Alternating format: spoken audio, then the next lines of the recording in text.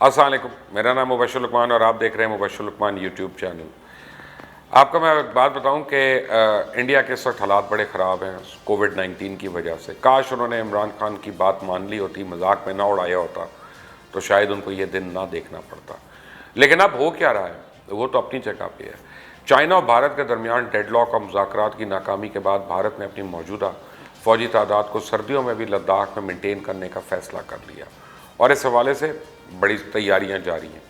खुराक पहुँचाई जा रही है, बंकर्स बन रहे हैं, असले के ढेर इकट्ठे किए जा रहे हैं। भारतीय हल्कों में जो लोग मुज़ाकराती अमल के नताइज से वाकिफ़ हैं, इनका कहना है कि यह मामला जल्द हल होता नज़र नहीं आ रहा और यह भारत के लिए लाइन ऑफ कंट्रोल की तरह मुसलसल दर्द सर बना रहेगा। बड़ी फ़ौज के साथ साथ सर्दियों के मौसम में एयरफोर्स भी फॉरवर्ड बेसिस पे अलर्ट रहेगी, जबकि नेवी इंडियन ओशन में एग्रेसिव डिप्लॉयमेंट मेंटेन करेगी ताकि चाइना पे प्रेशर डालने की कोशिश की जाए। जबकि भारत की तरफ से 5th राउंड टॉक के लिए चाइनीज़ मिलिट्री से कंफर्मेशन का इंतज़ार किया जा रहा है, जो कि गुज़िश्ता हफ्ते होनी थी। नेपाल ने ऐलान कर दिया कि वो अपना रिवाइज मैप अगस्त के दरमियान में भारत, गूगल और इंटरनेशनल कम्युनिटी को भेजेगा। उसमें काला पानी, लिम्पी यादरा और लिपुलेख जो कि उत्तराखंड में हैं, इनको नेपाल में शामिल किया गया। जबकि भारत में राफेल का बुखार अब उतरना शुरू हो गया और वहाँ पे सवाल उठना शुरू हो गए कि जो जहाज़ पूरी दुनिया ने डंप कर दिए वो भारत ने क्यों ख़रीदे।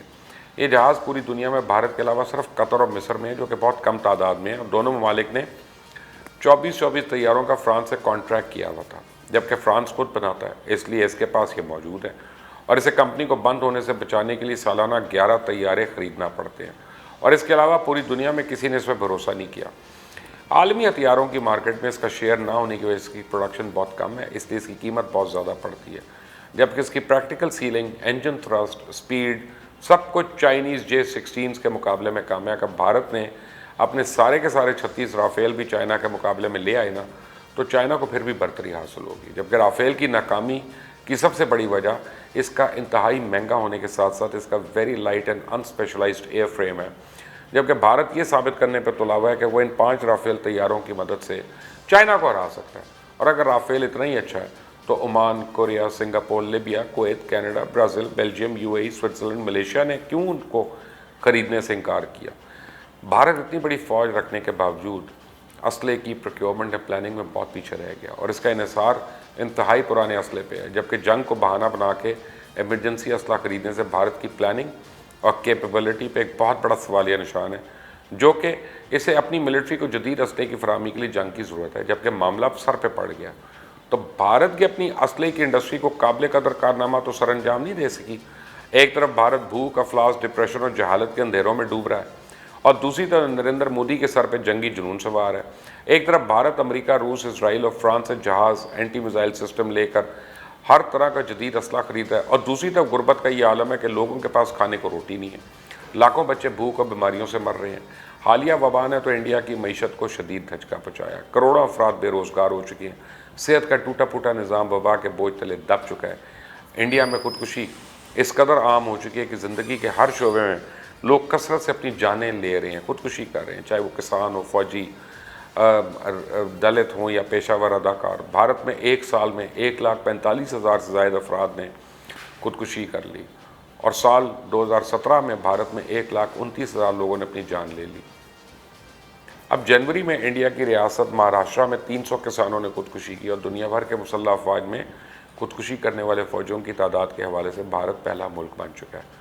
2010 से 2019 तक भारत में अब तक 1,113 फ़ौजी एहलकारों की खुदकुशी करने के वाक़यात दर्ज किए गए हैं। सिर्फ यही नहीं, इंडियन फ़ौज में डिसिप्लिन, निचली ज़ात के लोगों से और ख़वातीन के गलत रवैये की वजह से ना सिर्फ फ़ौजी अफसरान बल्कि जवान भी फ़ौज को छोड़ रहे हैं। यानी एक तरफ नरेंद्र मोदी असले के अंबार लगा रहा है, दूसरी तरफ भारतीय फ़ौज को खैराबाद कहने के रुझान में बड़े पैमाने पर इजाफा देखने में आ रहा है। और सिर्फ 2016 से 2018 के दरमियान 2,100 ऑफिसर्स ने नौकरी छोड़ दी है।